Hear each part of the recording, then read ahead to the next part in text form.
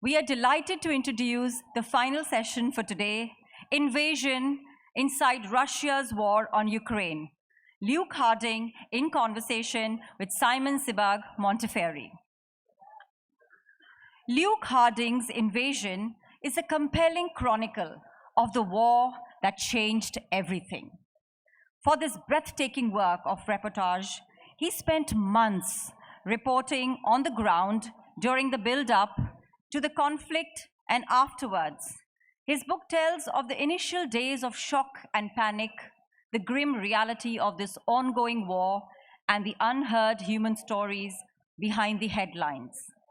In conversation with Simon Sebag Montefiore, Harding examines the ideological, religious, and personal reasons behind Putin's reasons to invade, while confronting a crucial question: which side will prevail in this terrible war?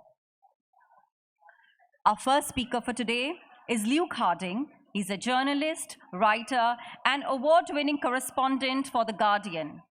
Harding is the author of numerous books, including Invasion, the inside story of Russia's bloody war and Ukraine's fight for survival, published in November by Faber in London and Vintage in New York.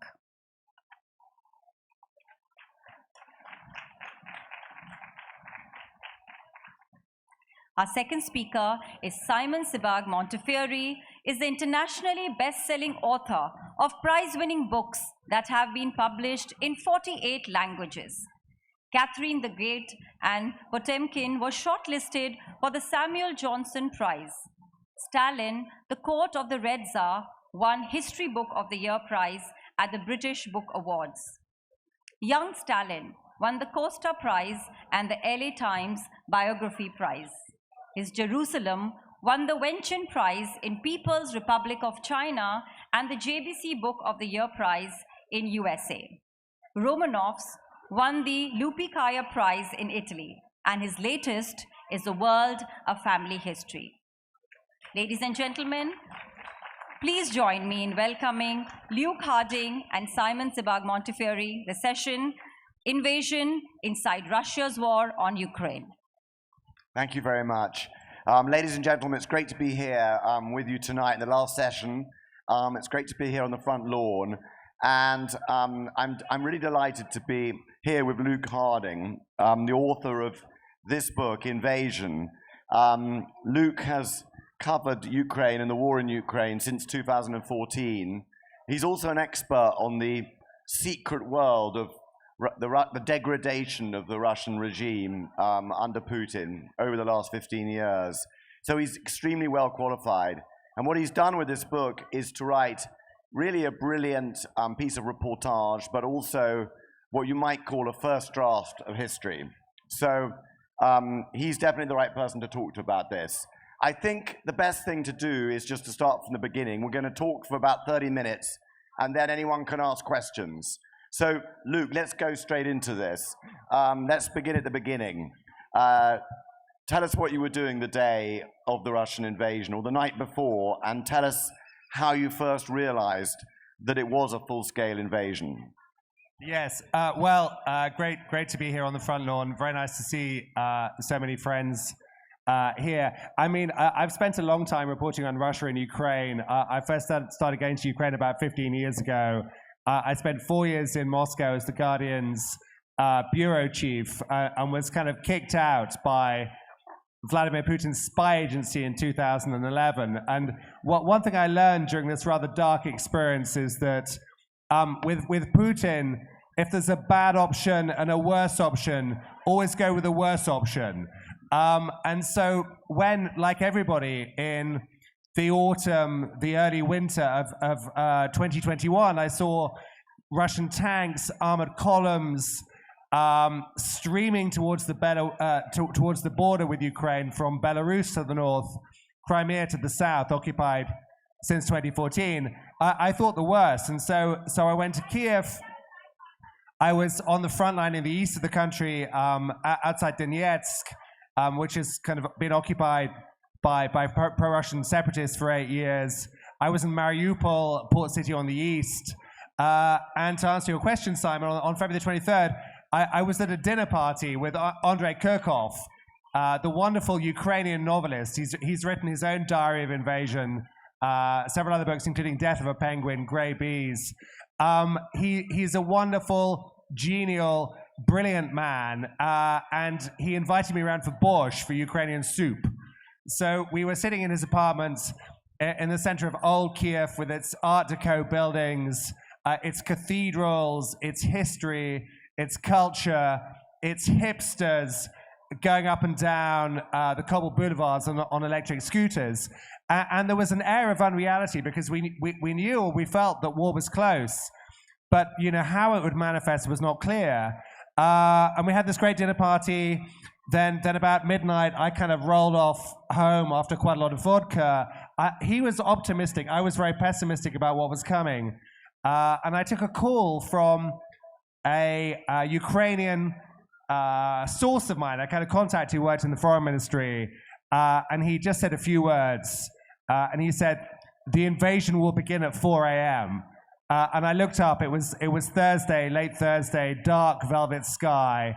I went back to my hotel, and sure enough, about 4:30, there were the first sounds of explosions, car alarms whining, and the biggest war on the European continent since 1945 had begun. Did you? I mean, one of the most fascinating contrasts of this war is the two personalities of the leaders. And I mean, you knew Putin quite well in the sense that you'd sat in the same room as him and you'd studied him. But Zelensky was less well known before knowing what we know now. You've got to be honest in this and not claim any hindsight. What did you really think of him that night before the invasion started? Yeah, I mean, it's a good question. I'd covered Zelensky's election victory in Ukraine in 2019 when he was famous in Ukraine. I mean, he as a comedian, as an entertainer, who's someone who won. He can dance. He won Strictly Come Dancing or Dancing with the Stars in Ukraine. And the great irony, Sebag, is that he stood as a kind of peace candidate. He was going to sit down with Putin, sort the war out. And of course, that didn't happen. It became impossible because Putin was not interested in peace. And actually, when I was there for the 2 months before the invasion, he was slightly behind the curve. There was this great storm bearing down upon his country. And he was slightly reluctant to admit what was about to happen. And there was a press conference where I was sort of sitting in the front row, and let's say you're Zelensky, and I asked him a question, and I said, look, by that point, the American ambassador had been withdrawn to the west of the country. I said, look, do you think that the Western diplomats are too alarmed? And he told me, he said, we do not have a Titanic situation here. No Titanic situation here. But actually, to be fair to Zelensky, after the invasion started, the expectation, certainly in Russia and in many Western capitals as well, is that Zelensky would run away. He would flee, and he stayed. I mean, you can see, if you look at the world from Putin's eyes after it looked like it was a perfect moment of synchronicity. America had withdrawn from Kabul. Boris Johnson was prime minister in England. The EU had broken up. And you actually had the president of Ukraine, a state that he regarded as a joke state, was actually led by a clown. So you could see, and then just take us through the development. Why has Zelensky turned out to be one of the great European war leaders since Winston Churchill? Yeah, I mean, I describe him in the book, actually quoting a colleague of mine, Jonathan Freeland from The Guardian, as Winston Churchill, but with an iPhone. And what Zelensky did, really, after war started, I mean, first of all, he was brave, because the Russian plan, the Kremlin plan, was to sweep in from the north, to seize Kiev, and actually to kill Zelensky and his cabinet, and to replace them with sort of pro-Russian stooges, with a pro-Russian administration. I write about this invasion. There was an incredible moment on day 3, after a night of bombardment, smoke on the horizon, Russian helicopters clattering through the sky, and Zelensky appears sort of baggy-eyed, and gravelly a voice, and he puts his iPhone out there, and he just says two words. He says, "Ya tut, which means I'm here. And it was this sort of, he basically said, we're going to fight. We're never going to sort of surrender. And what he's done brilliantly, I think, is to portray Ukraine's struggle for survival not as a conflict between two unhappy neighbors with history, but as a kind of universal struggle for the right to democracy, to self-determination, as kind of our struggle, really, and as good versus evil. Now, the thing is, the people around him, what you have to understand is they're journalists, they're TV people, they're showrunners, they're scriptwriters. And I actually met his scriptwriter, had a cup of coffee with him in Kiev. And Zelensky likes poetry. He understands language, cadence, rhythm. And what he's been doing is he's been touring national parliaments, he's been giving addresses, and they're very powerful. They're very, very moving. He gives a nightly address to Ukrainians. And I just think of Sebag, the address he gave on day 13 to the British House of Commons, where he was talking about Churchill, Shakespeare, and he took Churchill's famous speech saying, basically, we will fight them on the beaches. And then he Ukrainized it and said, we will fight them in the forests. We will fight them on the Kalmius, which is a river that runs through Mariupol, by this point besieged by Russian troops. We will fight them on the slag heaps, referencing the Donbass and the east of the country. We will never surrender. And you watch this address, and you think, maybe you're being addressed by a ghost because it was still unclear he would survive. It's incredibly powerful, and he's kept that up. I mean, of course he's criticized for being a performer, a player, but of course that's exactly what Churchill was, de Gaulle was, all great war leaders. Stalin himself was a sort of, understood, was a master of the theater of leadership, in fact. And that I don't think that in any way undermines his credibility. No, I mean, he's a kind of amplifier of the national mood, and you just have to look at the way he dresses. He's not a sort of clunking Soviet general with lots of medals. He looks like a civilian volunteer. I mean, he wears khaki all the time, and he's brave. I mean, I've spent most of last year in Ukraine, and I go to the front line. He goes to the front line. He gives awards to soldiers. He gives awards to wives whose husbands have been killed, and you can see him tearing up that he feels this genuinely. And the contrast with Putin could not be greater. I mean, Putin is, I haven't shaken his hand. I'm not sure I would shake his hand, but he's a rather small man. And the defining image of Vladimir Putin over the last couple of years is a small man at one end of a very, very long table, about 15 meters long, with his hapless defense minister at the other side. And you can see really a figure who is rather paranoid, afraid of meeting people, isolated, and I would argue increasingly detached from reality. Well, I think that, I've spent most of my life studying Russian leaders, from the Tsars to Stalin. And of course, the strange system of autocracy in Russia creates that sort of person. It kind of destroys people as well as making them extremely powerful. It's a system without any boundaries or security for anybody. Just tell us a little bit. You've lived under FSB harassment. Just to give people an idea, we're going to have some personal moments in this talk, as well as grand geostrategy and military detail. Just tell us what it was like to be surveilled, to have your apartment broken into, and what you found in your apartment. Yeah, so I arrived in Moscow in 2007, a few weeks after a Russian dissident in London called Alexander Litvinenko had been poisoned by two Kremlin assassins using a radioactive cup of tea. I mean, just in a cup like this. And so there was a mood of great acrimony and bitterness between the UK and Russia. And of course, Putin was himself KGB and had run the FSB spy agency, which was responsible before he became prime minister and president. And I don't know. I mean, I'd been in Delhi as a foreign correspondent. I'd been in Berlin. I'd reported from Afghanistan and Iraq. And I just kind of, like any kind of curious reporter, I just asked a couple of questions. Was the Russian state involved in the killing? And I asked another rather rude question, which is, how much money does Vladimir Putin have? Answer, he's the richest guy in the world. And it was clear fairly quickly that the Kremlin was unhappy with my reporting. And by about late spring of 2007, I found I would go to restaurants in Moscow, and there would be unpromising young men in black leather jackets who would sit next to me. They wouldn't order anything, but they were kind of eavesdropping. And more kind of chillingly, we had a series of break-ins at our family apartment in Moscow.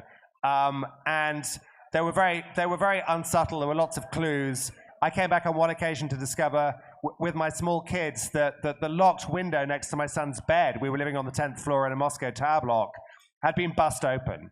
And we took advice from the British Embassy in Moscow, and they said, look, this is the FSB, they break in, I'm afraid there are bugs in your apartment.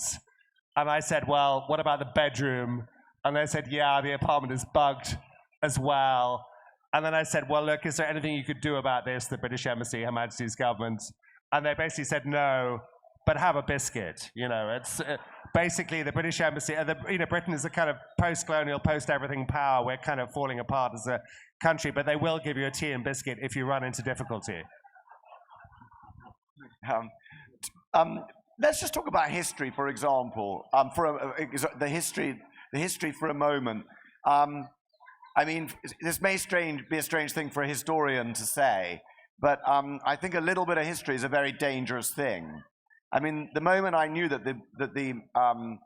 I always knew that Putin was serious about this region because he'd been interested in Crimea and the 18th century conquest that I wrote about in my books, Catherine the Great and Potemkin and the Romanovs. Great book. Thank you. But that was something I knew about 22 years ago. But so when he wrote that essay talking about the 18th century, the history, I realized he was serious.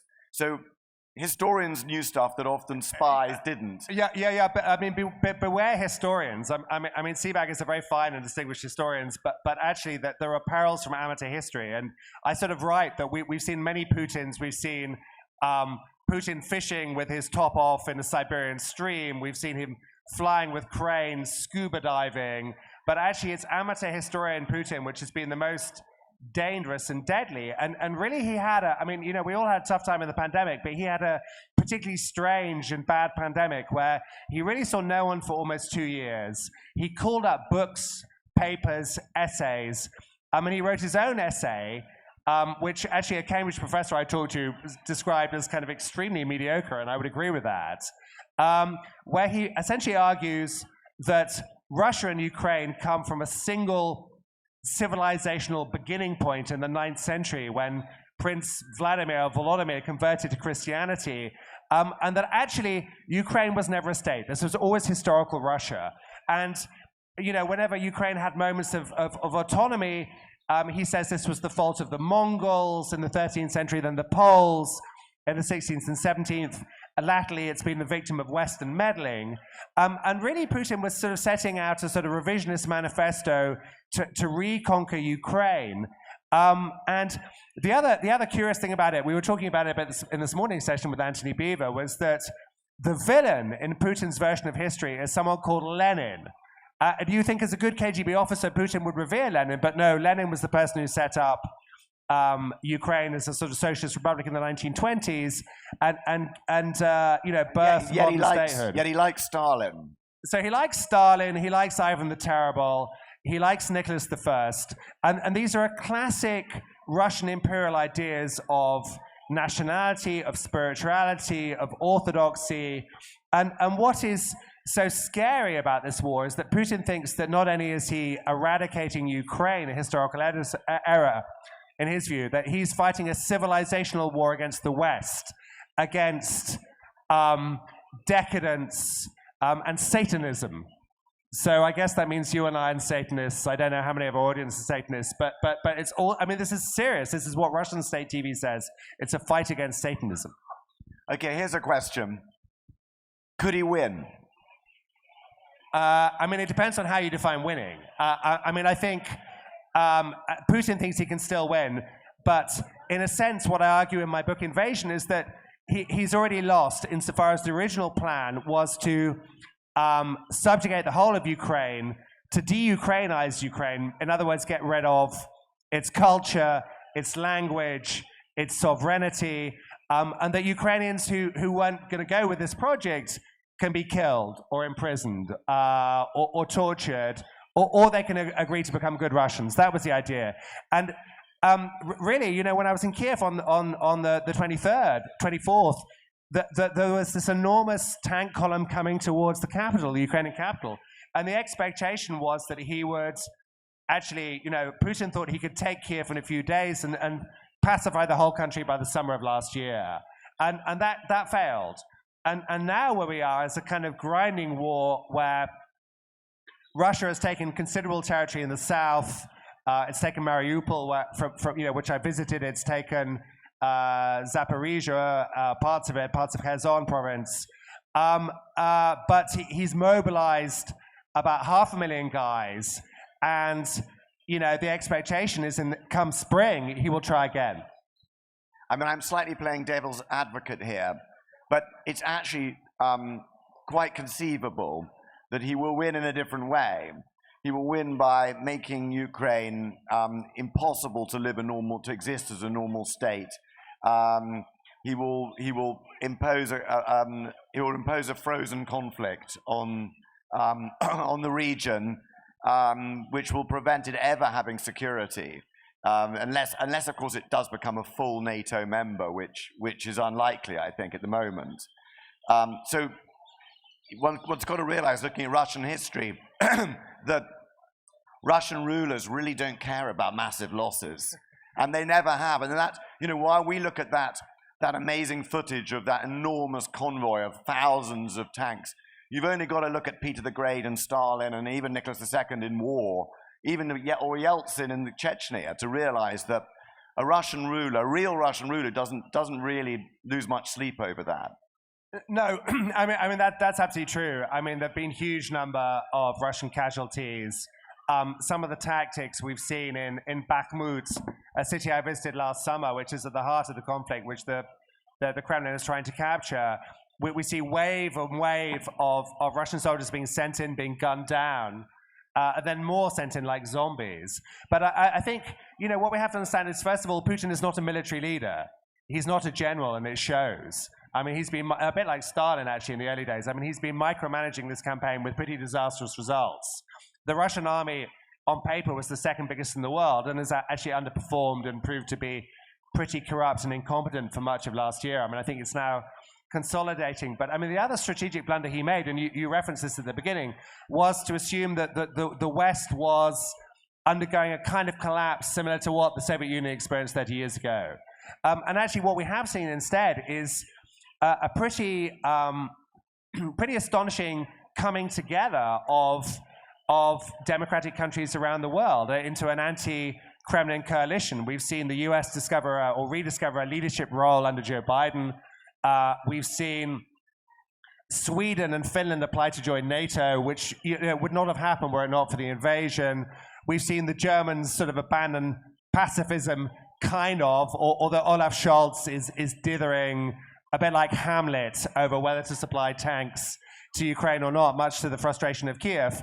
And we've also seen the UK under Boris Johnson become incredibly popular. And I have to admit, I can share this with you, my friends, I'm not a fan of Boris Johnson.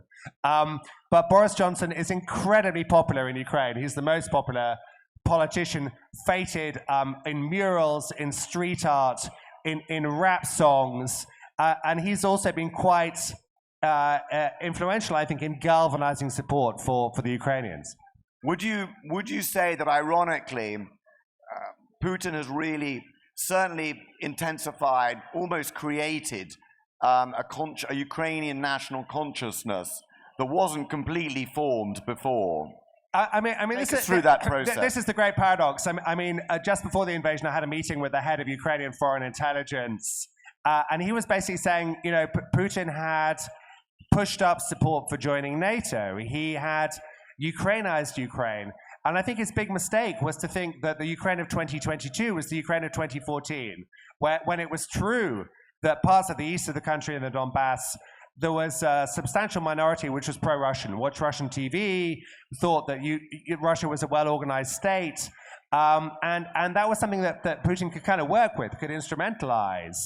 And he provoked and organized a kind of armed uprising there. But by 2022, there'd been 8 years of war. The mood was vehemently anti-Putin.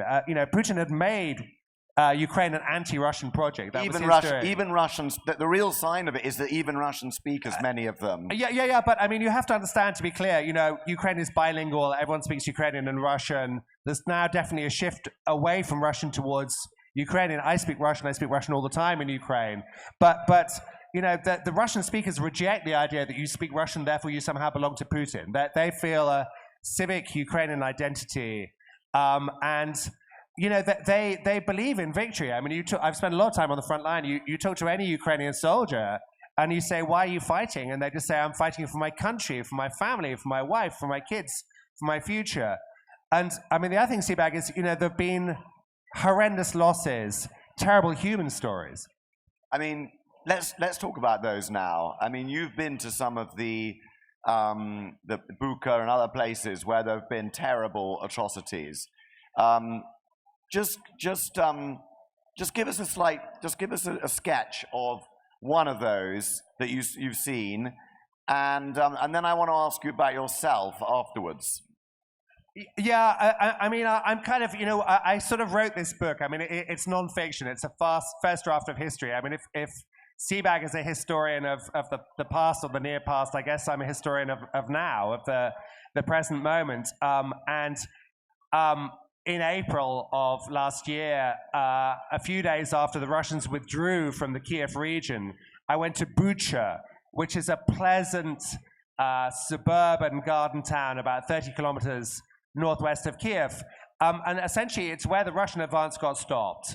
And when these troops couldn't go any further, they took out their revenge on the civilian population. And I went to go and see a woman called Tanya, whose 26-year-old nephew, Volodymyr, had been seized by the Russians. They found some images on his phone of destroyed Russian military equipment. And they took him off for interrogation down this street, which is called Ivana Franka Street, of cottages and kitchen gardens, apple trees. And he was dragged out in the cold. And Tanya said that she climbed up a tree, saw that the Russian soldiers were interrogating him. They'd broken his arm. He was covered in blood. And he was just telling them, look, I didn't do anything. I didn't see anything. They were beating him. And then they stuffed him into a personnel carrier, armored personnel carrier, and drove off, telling her, we'll bring him back we'll bring him back when we're done. And so for 3 weeks, she assumed that Volodymyr was alive. Then they left. And then that afternoon, a neighbor came around and said, we found a body. And she just took me down the street. We turned right past this Russian checkpoint, where Russian soldiers had been sitting in an evening, smoking, just watching everything, ran to another house with a neat front garden, daffodils, a dog kennel. The house had been looted, the door had been shut up, and there was a cellar. And we went down into the cellar, and we got to the bottom of the cellar, and there was a bloody mattress, and a children's toy. And basically, they'd come one night, they'd made Volodymyr kneel, young man, and they had shot him in the back of the head. And she retrieved the body. He was buried in the garden. And this happened everywhere, in every zone of Russian occupation. There were 1,600 civilians executed in Kiev, more in the northeast of the country, more in Kherson province in the south, which I also visited in November. It's happening now. This is happening now. We're on stage in India, and it's pleasant, and the birds are chirping. We're in good spirits, but this horror is continuing. The kind of horror we have not seen on the European continent for a long time. Being a war correspondent is an addiction, partly. And it's partly an addiction to thrill, and you're definitely an addict. I've done a bit of it myself, and I know the incredible excitement of it. But it also brings you into contact with unbearable things. And so let share with us, if you will, how one copes with this. Share with us the daily life of a war correspondent, and tell us, are there times that you weep?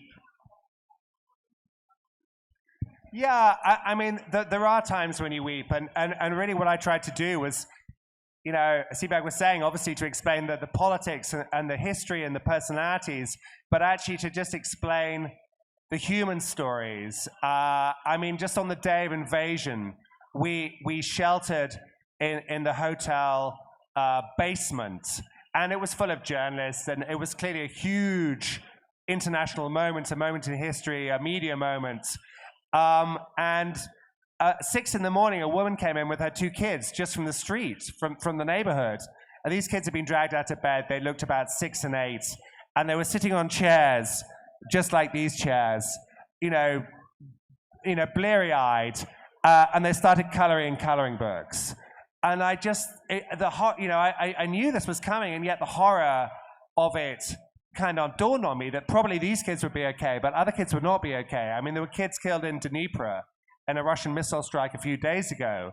About 500 have been killed so far, thousands of civilians. Mariupol doesn't exist. And I just feel, I have to kind of write about this. It's almost like a calling. It's not religious, but it's important. And so, you know, in November, I would travel in a Mercedes van we had a security guy, we had a very good Ukrainian driver called Oleg, and a photographer, and we'd drive through this beautiful landscape of ruined villages, of cows wandering around ownerless, and we would go and talk to people, you know, just a few miles away from Russian positions. And I was in one village where this older man, his grandson had been killed fighting for the Ukrainian army. He was showing off shrapnel from his garden where a missile had landed and killed his chickens. He told me his dog had gone deaf after another strike. Wall had been demolished. And while we're having this conversation, you can hear the boom, boom, boom of outgoing Ukrainian artillery and the whoosh of Grad missiles. And then suddenly we heard a whistle. And one thing you learn as a war correspondent is a whistle is bad news. You hear the whistle, you're in the wrong place. And two Russian shells came flying over our heads, and then, you know, he was completely insouciant. I kind of hid behind a wall. And people live in the most extraordinary circumstances. One thing I discovered as well is that old people, I mean, I love old people. I've got elderly parents myself, but they can sometimes be terrifically stubborn and they won't leave. So you'll go to a front line and you'll find a lot of old people, old ladies often, surviving amid shells and terror. And you say, why don't you leave? And they say, where do I go? Where do I go? And that's actually, that's a question. Where do you go in that situation? And what do you do? What moral choices do you make for your family, for your children, for your elderly parents? There are no good solutions in war. And I see my job to describe it, to tell it, to convey the truth, and to write with passion and what I might call moral clarity. We've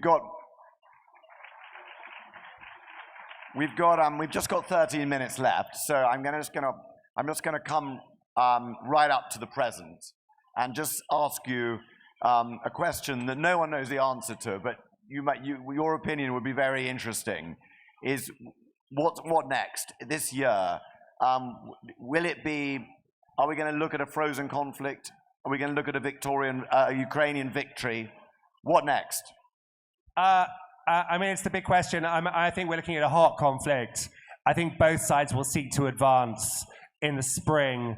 The Russians will continue with their kind of mincemeat tactics, throwing lots of soldiers into battle. I think Putin is contemplating re-invading from the north, from Belarus. I don't think he can do it.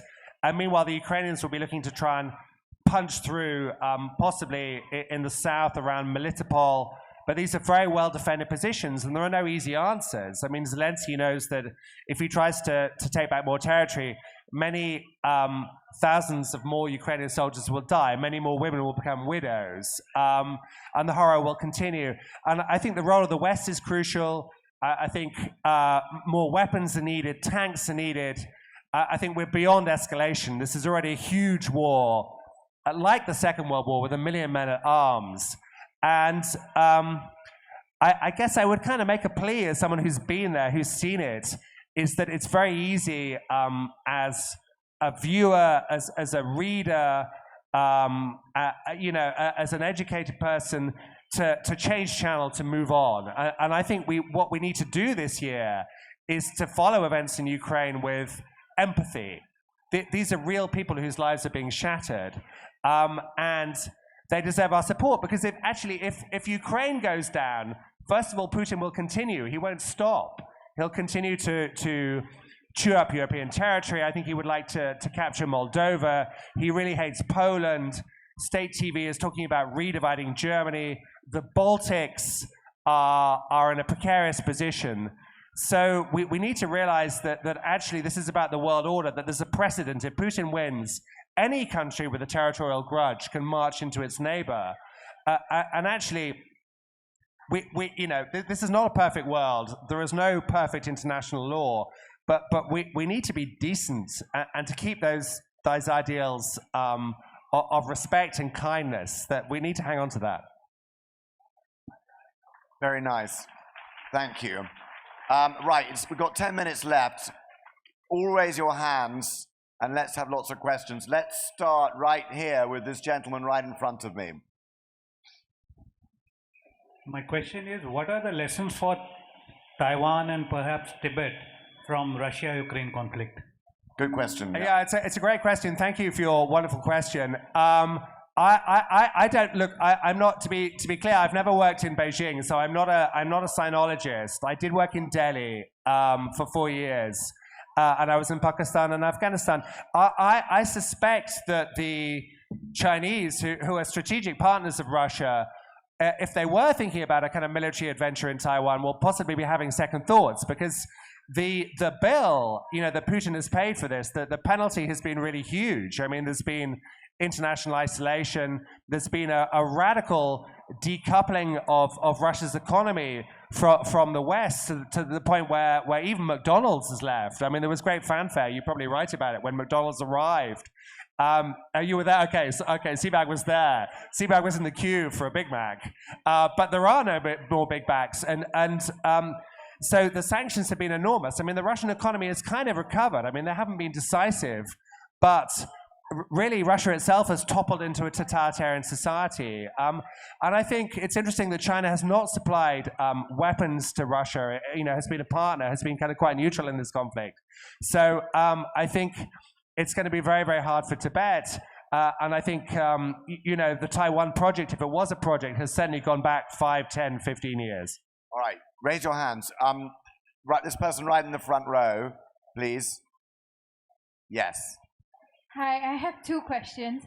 One was that you mentioned that one thing that we can do is to not shut down the news.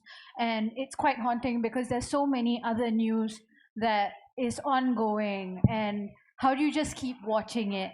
How do you just keeping up with all the horror that's ongoing? And number 2 is, how do you sleep at night? Like, I don't mean how do you sleep with yourself, but like, how do you sleep at night after watching so much horror in front of your eyes? Yeah, thank you. Well, I would say read Ukrainian literature. There's some great literature which is less well known than Russian literature. I mean, I'm not anti-Russian literature. I'm not suggesting for a second we cancel Russian literature. Of course not. And I was reading Mikhail Bulgakov was a Russian Soviet writer. I was reading his White Guard when the invasion happened last year. But there is Taras Shevchenko, the national poet, whose statue is being blown up in zones of Russian occupation. I mean, they're literally blown up. I've seen it. Read Shevchenko, read a Shevchenko poem. Read Andrei Kurkov, whom I had dinner with. His novels are funny and luminous and playful and absurd. Read Death of the Penguin. If you can't stomach the news, just do it that way. And how do I sleep at night? I don't know. I wrote this book in a hurry. I mean, it's the first book about the war in Ukraine. It was published in November. It's over in the bookshop. There's going to be a Ukrainian edition I'm very proud of, which will come out next month in the Ukrainian language. I write. That's my therapy. And actually, if I'm honest with you, I'm also quite angry. So I talk. I write and I talk. Yeah, okay, the girl next to the girl who just asked the question. And then the guy right next to you, right then ask both questions, because we've got a lot of questions. Yeah, so what's the mood in Russia like? And there is talk of, you yourself say about, Putin being quite distant. He's not a people's person. Where is he? That's an understatement, yeah. Where is he getting his energy, and where is that going? Because that can't be endless in this day and age. There, surely, where is that coming, and what are the Russians feeling, and how is he's able to sustain this? Yeah, I mean, briefly, I think Putin is not interested. We've established he's not interested. He doesn't care how many Russian soldiers die. I think he is looking at his place in history, comparing himself with Stalin, thinking that no successor can do this great task sent to him by destiny or fate or God, that only he can redeem Russian lands. And the thing is that he taps into some very strong, potent ideas which resonate with Russians, with many ordinary Russians, the idea that Russia is a victim, that the West is an aggressor, that the West is decadent, that this is somehow a defensive war for Russia's own survival. I mean, none of this is really true. It's an imperial war of conquest against a former colony. But it works. Most Russians support it, not so actively, but for now he has popular support. And also it's a clever regime, and so the borders are open, and those who oppose the war, many of them have left. And so, there's not going to be a coup. Putin is there. For how much longer, I don't know. I think we're kind of towards the end of Putin, but he has very good medical care. Yeah, this gentleman here, and then we're going to go back. Good evening, sir. I'm a little confused. Any situation, any war has a start, happening of the war, and a culmination. So in the start, when I read, there are these views of NATO and the war almost having been instigated. What is the view on that? When we come to the war per se, there are these elements of hybrid warfare. There are elements of failure on the Russian side and the Ukrainian side, and whether you've analyzed that. And when we come to termination, do people have the strength to militarily and economically support the Ukrainians? Or is it going to result in a completely new world order? If you could please answer. Yeah, I know that the Kremlin's been very keen to say it's the fault of NATO, but actually, the full-scale invasion was carried out by Russia. The war is happening in Ukraine. I'm in Kiev. Every so often you wake to explosions on the horizons from Russian ballistic missiles and kamikaze drones. Civilian infrastructure is being destroyed, so the electricity no longer works in much of the country. And it's true the West has been supporting Ukraine, but it's not an instigator here. But I do think you make a good point that Putin's calculation is that sooner or later the US, the UK, European nations will lose interest and move on, and that Russia's appetite for pain is greater. That hasn't happened yet, but it's a big test. It's a big test for the West. Okay, right. There's two people there on the aisle, right, just right in front of the white hand waving, you, and then the man in front. Let's have both questions, please. Thank you. You first, yes. Thank you. My question is to Luke. You spoke about your chronicle, a present-day historian. So in your quest to chronicle not just what's happening in Ukraine and Russia, but also the other global stakeholders, what's your position on India's long string of abstentions at the UNSC on Ukraine and the policy to buy the cheap Russian oil? Let's have the next question as well, please. Thank you. Great to see you, Luke, in the flesh. Been reading your articles in The Guardian. The lady, in fact, preempted my question. The point is that we have a huge Soviet-era nostalgia in this country. And your perspective on that, probably adding to what she said, as to what do we do, the establishment? Do we put national interest or be on the right side, so to speak? Yeah, thank you for your wonderful questions. I mean, they're important questions, and you have to acknowledge that many countries, India included, South Africa, much of Latin America, Africa, do not see this war through a European prism. They basically see it as a kind of local dispute, and not as a kind of struggle for universal values and for decency. Look, I think it would be foolish for me to come up and criticize the Indian government, but I would just sort of say, just reassert what I said about actually this is everybody's war. I mean, I think Zelensky is right. And it's also a precedent for India as well. Actually, if this stands, then what's to stop Pakistan or maybe China in the future saying this territory is actually our territory and we're going to take it? And so, I would prefer a more constructive attitude, but ultimately it's got to be for the Indian people to decide in the same way that Ukraine has to decide as well. Right, we're running out of time, so we're going to have this gentleman here, well, and then I want then to this know your gentleman. viewpoint. Well, NATO stands for North Atlantic Treaty Organization, which comprises of all the North Atlantic countries. Well, Ukraine is not a part of North Atlantic. It doesn't share any coastal border. And I want to know your viewpoint that when Pope Francis, he said that NATO was directly barking at the Russian doorstep, deploying all the nukes at all the Russian borders. So at that time, Ukraine applied for a NATO membership, and they didn't even get the NATO membership, and this war started. So what's your viewpoint? Okay, next question, please. We're going to handle that. Yeah, thank you. I have a couple of questions. Now, question number one, like what? Be quick. Yeah, sure. What it has to say about a leader like Putin, who is leveraging crude oil. Now, we all know that the world is being run on crude oil. He's leveraging crude oil to run this war against Ukraine. And my question number two, what is your saying on India's stance? Because India says that Russia is their military partner, defense partner, which while India is having a sword on their neck from China and Pakistan. Okay, you've got to answer those very quickly. Okay, so NATO. I mean, it's got to be up to individual countries to decide what their trajectory is, what alliances they form. I mean, that's their democratic right, whether it's the Baltics, Ukraine, or anyone else, India, or anyone else. On the military relationship, look, these Russian MiG jets to India, as far as I understand, they keep crashing. What I can tell you, it's no secret, is that anything that Russia supplies India now, given the fact it needs everything for the front line, will be of inferior quality. And my advice to the Indian Defense Minister is don't buy it. There we are. That's it. Thank you very much, Luke. Thank you very much. Thanks for brilliant questions. Luke will be signing copies of this outstanding book right now, and I'll be signing copies of mine if anyone wants one of those too. Thank you very much. Brilliant. Thank you. Ladies and gentlemen, please join me in giving a huge round of applause to Luke Harding and Simon Sebag Montefiore for this enriching and enlightening session.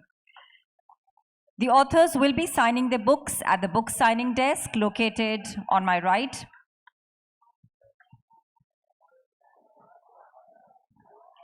Well, that brings us to the end of the day 4 of the 16th edition of the Jaipur Literature Festival. Hope you all had a wonderful time.